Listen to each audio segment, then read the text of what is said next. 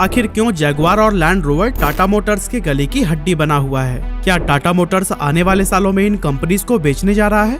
अब दोस्तों, जब भी हम जैगुआर और लैंड रोवर का नाम सुनते हैं तो हमें रतन टाटा और बिल फोर्ड की वो लेजेंडरी स्टोरी याद आती है, जिसमें रतन टाटा ने अपने अपमान का बदला फोर्ड से जैगुआर और लैंड रोवर को खरीद कर लिया था। टाटा मोटर्स की ये डील 2008 में हुई थी और तब से लेकर आज तक ये iconic car brands Tata Motors का ही हिस्सा बने हुए हैं। अब टाटा मोटर्स दुनिया की लीडिंग ऑटोमोबाइल कंपनीज में से तो एक है ही, लेकिन ये इंडियन मार्केट को पूरी तरह से डोमिनेट कर रही है। टाटा मोटर्स बेसिकली अलग अलग सेगमेंट्स में डिवाइडेड है, जैसे commercial vehicles, passenger vehicles, electric vehicles और JLR यानी कि जैगुआर एंड लैंड रोवर। अब बात करें कमर्शियल व्हीकल्स की, तो इंडियन मार्केट में टाटा मोटर्स का मार्केट शेयर है करीब 40%। वहीं पैसेंजर व्हीकल्स में टाटा मोटर्स करीब 14% का मार्केट शेयर रखता है और ये भारत के टॉप 3 कार ब्रांड्स में से एक है। इसके अलावा इलेक्ट्रिक व्हीकल्स के मार्केट पर तो टाटा मोटर्स का कंप्लीट डोमिनेंस है और यहाँ पर इनका मार्केट शेयर 85% से भी ज्यादा है। लेकिन दोस्तों, टाटा मोटर्स का luxury car brand Jaguar and land rover, जिसे कि JLR भी कहते हैं, उसकी हालत बेहद खराब है। फाइनेंशियल एक्सप्रेस की इस रिपोर्ट के माने तो साल 2022 में टाटा मोटर्स के ऊपर 48,000 करोड़ से भी ज्यादा का कर्जा था और इसका सबसे बड़ा रीजन था जैगुआर एंड लैंड रोवर, क्योंकि जहां टाटा मोटर्स अपने कॉमर्शियल, पैसेंजर और इलेक्ट्रिक व्हीकल्स के सेगमेंट में अच्छा खासा प्रॉफिट कमा रही है, वहीं सिर्फ जैगुआर एंड लैंड रोवर ही इसे हर साल 5,000 करोड़ रुपए का लॉस दे रहे हैं।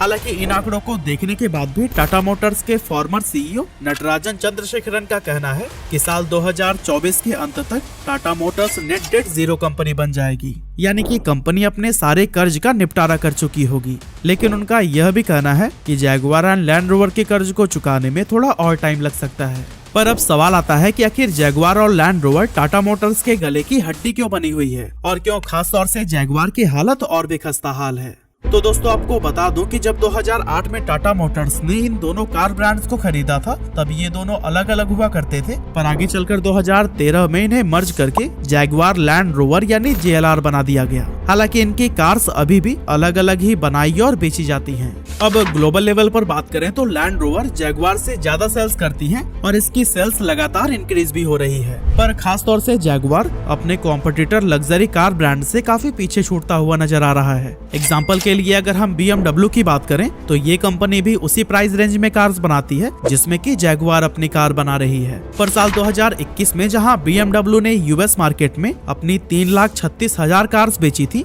वहीं जैगुआर ने सिर्फ 18,000 कार्स ही सेल की थी। और अगर इंडियन लग्जरी कार मार्केट में देखें तो जैगुआर तो कहीं नजर ही नहीं आता। पर सवाल यह है कि जैगुआर जैसा कार ब्रांड जो एक समय दुनिया में लग्जरी और स्टेटस का सिंबल माना जाता था, उसकी ऐसी हालत हुई कैसे? तो बेसिकली इस सवाल का जवाब पाने के लिए हमें जैगुआर की हिस्ट्री में झांकना होगा, जो काफी अप्स एंड डाउन से भरी हुई है।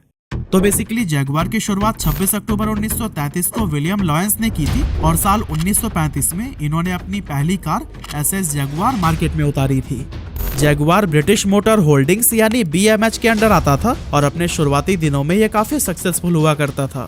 इनके स्पोर्ट्स कार और लग्जरी सेडान्स ग्लोबल लेवल पर काफी पॉपुलर हो रहे थे और कंपनी भी काफी अच्छा खासा प्रॉफिट जनरेट कर पा रही थी। पर साल 1966 में ब्रिटेन की गवर्नमेंट ब्रिटिश मोटर होल्डिंग्स को फोर्स करती है कि वो ब्रिटिश लीलैंड के साथ में मर्ज हो जाएं। अब गवर्नमेंट के प्रेशर में आकर कंपनी के बोर्ड ऑफ मेंबर्स को ही एक्सेप्ट करना पड़ता है और यहाँ से जैगुआर ब्रिटिश लीलैंड के हाथों में चला जाता है। और दोस्तों, यही टाइम है जब जैगुआर के बुरे दिन शुरू हो जाते हैं। अब जैगुआर अपना रिसर्च एंड डेवलपमेंट इंडिपेंडेंटली नहीं कर पा रही थी, जिससे कि उनकी कार्स की क्वालिटी गिरने लगती है और मार्केट में जैगुआर का नाम खराब होने लगता है। लगातार हो रहे लॉसेस को देखते हुए साल 1989 में जैगुआर को फिर से बेच दिया जाता है और इसका नया मालिक बनता है फोर्ड, जिसने इसे $2.5 बिलियन में खरीदा था।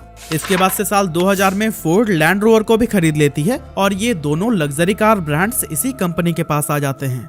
अब दोस्तों, यहाँ पर फोर्ड के साथ प्रॉब्लम ये थी कि उन्होंने कभी भी लग्जरी कार्स बनाई ही नहीं थी और इसीलिए वो इन ब्रांड्स को सक्सेस तक नहीं ले जा पाते हैं। आखिरकार 2008 में लगातार लॉसेस झेलने के बाद फोर्ड इन दोनों ब्रांड्स को बेचने का फैसला करता है और फिर $2.3 बिलियन में टाटा मोटर्स इन्हें खरीद लेता है।